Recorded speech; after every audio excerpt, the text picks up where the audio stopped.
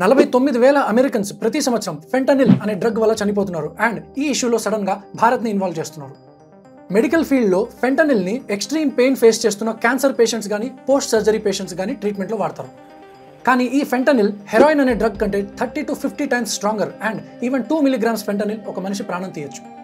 China ఈ fentanyl precursor chemicals NPP and ఏఎన్పీపీని మెక్సికోకి ఫార్మా షిప్మెంట్స్ రూపంలో పంపిస్తుంది. మెక్సికోలో డ్రగ్ మాఫియా ఈ కెమికల్స్ని ఫెంటనిల్ కిందకి కన్వర్ట్ చేసి యునైటెడ్ స్టేట్స్కి స్మగుల్ చేస్తాయి.